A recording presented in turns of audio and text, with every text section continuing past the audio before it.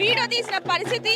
విద్యార్థులు రేపటి పౌరులు అని కూడా చూడకుండా ఏ విధంగా అది చూడొచ్చు, ఏ విధంగా లాక్కెళ్తున్న పరిస్థితి చూస్తున్నాం. కింద పడిపోయినా కూడా వాళ్ళని అసలు వదలకుండా ఎంత దారుణంగా దౌర్జన్యం చేస్తూ తీసుకువెళ్తున్నారని చూడొచ్చు. అక్కడ చూడొచ్చు ఇంకొక మహిళా విద్యార్థిని బట్టలు కూడా చినిగిపోయిన పరిస్థితి. అయినా కూడా ఎటువంటి అసలు ఇంత కూడా మానవత్వం లేకుండా ప్రవర్తిస్తున్నారా అనేది కూడా తెలుస్తున్న పరిస్థితి.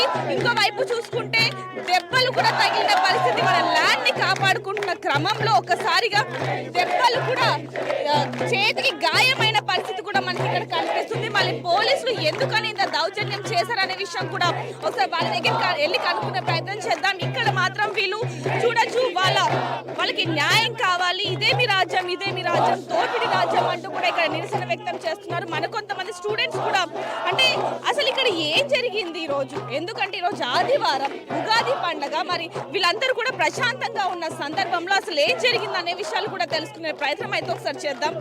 అన్న అసలు ఏం జరిగిందన్న ఈరోజు ఆదివారం మామూలుగా అంటే మీరు అందరూ కూడా ప్రశాంతంగా ఉండుండొచ్చు పండగ కాబట్టి, మరి ఏ సమయంలో అక్కడికి బుల్డోజర్లు వచ్చాయి? మేమందరం ఈరోజు కొత్త సంవత్సరం ఉగాది పండుగని అందరూ సంబరాల్లో విద్యార్థులందరూ చాలా సంతోషంగా ఉన్నారు. ఒకసారి మాకు ఒక విద్యార్థులు లోపలికి బుల్డోజర్లు రావడం చూసి స్టూడెంట్ కమ్యూనిటీలో ఇన్ఫార్మ్ చేసిళ్ళు. మేము అక్కడికి వెళ్ళేసరికి ఒక 100 మంది పోలీసులు మమ్మల్ని అడ్డుకోనికి అక్కడ రెడీగా ఉన్నారు. అక్కడ డిపార్ట్మెంట్ ఉంటుంది, ఆ డిపార్ట్మెంట్ పక్కనికి వాళ్ళు చదువుకోవడానికి వెళ్తున్న విద్యార్థుల్ని వాళ్ళేదో దాన్ని ఆపడానికి, వాళ్ళు చేస్తున్న దౌర్జన్యాన్ని ఆపడానికి వచ్చారనుకుని వాళ్ళని అరెస్ట్ చేయడం తీసుకుపోయారు. ఇలాంటి దౌర్జన్యాన్ని చూసిన స్టూడెంట్స్ మేము అందరం దాన్ని ఆపడానికి ఈ మా క్యాంపస్ని రక్షించుకోవడానికి వచ్చినాం. ఫారెస్ట్ నగర్ దౌర్జన్యంగా మనం చూస్తున్న ఇప్పటికే ఎంతగానో ఈ హైదరాబాద్ మొత్తం ఈ వేడికి గురవుతుందో. ఆడవారి పట్ల కూడా చాలా దురుసుగా ప్రవర్తించడం జరిగింది.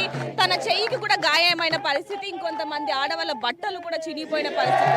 మరి అంత దారుణంగా దౌర్జన్యం చేశారు. ఇప్పుడు కూడా లాఠీలు పట్టుకొని కూడా ఇక్కడ ఉన్న పరిస్థితి. ఎప్పుడు మీ మీద లాఠీ చార్జ్ మళ్ళీ ఇప్పుడు మొదలు పెడతారో కూడా తెలియని పరిస్థితి. మాకైతే వీళ్ళు ఇంకా మళ్ళీ చూడండి, మీరు వాళ్ళు చూస్తూనే తెలుస్తుంది ఎప్పుడు ఇంకా వీళ్ళ మీద లాఠీ చార్జ్ మొదలు పెడదామన్నట్టు చూస్తున్నారు. మాకే అర్థం కావట్లేదు, మేము ఇక్కడ చదువుకునే విద్యార్థులమా లేకుంటే దేశద్రోహులమా లేకుంటే టెర్రరిస్టులమా? ఒక టెర్రరిస్ట్ కూడా కొంచెం ఒక రెస్పెక్ట్ ఉండే ఈ దేశంలో కనీసం ఒక విద్యార్థికి, చదువుకునే విద్యార్థులకి కనీసం మినిమం రెస్పెక్ట్ లేదు. మేము ఒక్కటి కూడా అన్కాన్స్టిట్యూషనల్గా చేయలేము. మా హక్కు కోసం, మా భూమి కోసం మేము పోరాడుతున్నాం. మొదటిగా నేను ఇక్కడ చెప్పదలుచుకున్న మల్లు బట్టి విక్రమార్క గారికి, ఇక్కడ చదువుకున్న శ్రీధర్ బాబు గారికి ముందు మీరు సిగ్గుపడండి. మీరు ఇక్కడ చదువుకున్నారు, మీకు తెలుసు మీరు చదువుకున్నప్పుడు మీ ల్యాండ్ ఎక్కడ వరకు ఉన్నది మీకు తెలుసు కదా. మీరు ఇలా స్టూడెంట్ మీద దౌర్జన్యం చేయడం మీకు ఎంతగానో కరెక్ట్ అనిపడుతుంది. అబ్బాయిలను ఒక కనీసం అమ్మాయిల మీద వాళ్ళ బట్టలు చిలుగుతున్నా కానీ ఒక కుక్కల్ని గుంజుకపోయిళ్ళు.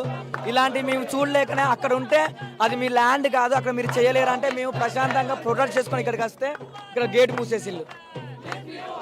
చూడొచ్చు వాళ్ళ చేతికి గాయమైనా కూడా వాళ్ళు మాత్రం నిరసన చేస్తూనే ఉన్నారని చెప్పొచ్చు. ఒకసారి అక్కడికి వెళ్ళి అసలు ఏం జరిగింది అనే విషయం కూడా వాళ్ళని అడిగి తెలుసుకునే ప్రయత్నం చేద్దాం. आपको क्या होगा इधर?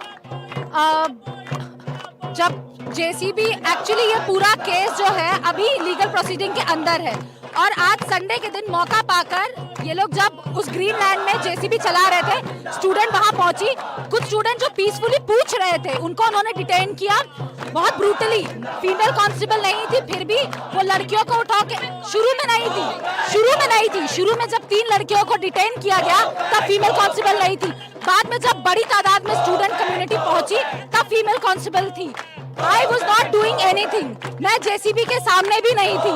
I was just standing there and I was clicking pictures and making videos. And then I saw they were very brutally. वो मेरे फ्रेंड्स को घसीट के लेके जा रहे थे. And I just jumped into that. We are not doing anything. We are not stopping the JCB. So you cannot take our friends. You cannot detain us so brutally. And then 2 of the female police constable उन्होंने मुझे घसीटा, मेरा कपड़ा भी फट गया, मेरा phone छीनने की कोशिश की, मेरी घड़ी भी कहीं वहां छूट गई और उसके बाद उन्होंने ये किया.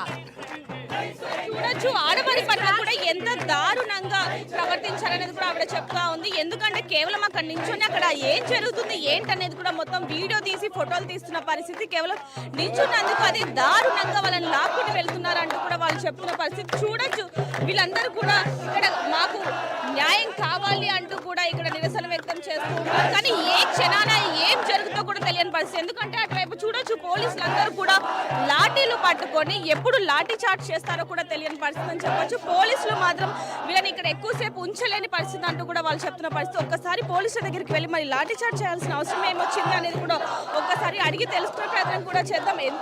ఏదైనప్పటికీ మరి ఈ రోజు ఎందుకని వాళ్ళకి ఎలా తెలిసింది అక్కడ అనే విషయం కూడా ఒకసారి అడిగి తెలుసుకునే ప్రయత్నం అయితే చేద్దాం. ఒక్కసారి సార్ నమస్తే సార్, ఇక్కడ లాఠీ చార్జ్ జరిగిందంటూ కూడా వాళ్ళు చెప్తున్న పరిస్థితి. అసలు ఏం జరిగింది?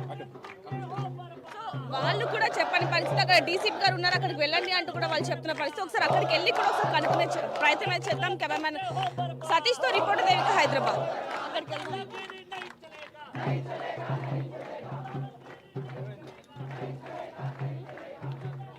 ఆయన అడుగు.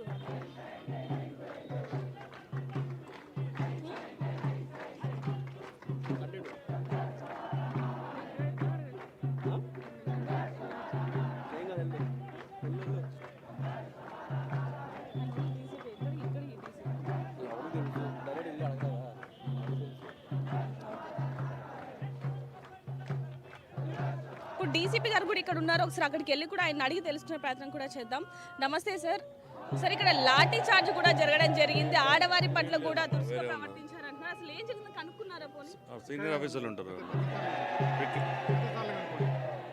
చూడొచ్చు పోలీసులు కూడా వేరే వాళ్ళని అడగండి అంటూ చెప్తున్న పరిస్థితి. సార్ అసలు ఏం జరిగింది?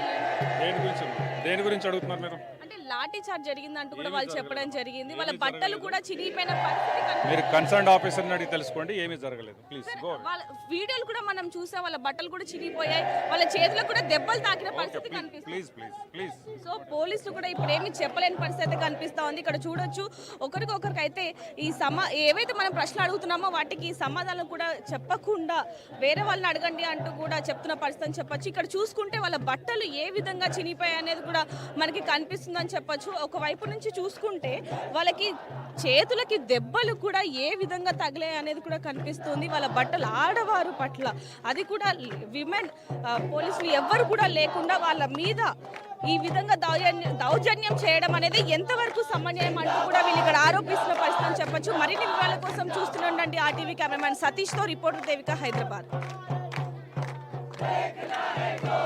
మొత్తం వెళ్ళిపోయింది కదా, మొత్తం వెళ్ళిపోయింది కదా, ఇది ఇచ్చేసా చెప్పేసా. పోలీస్ చెప్పేసి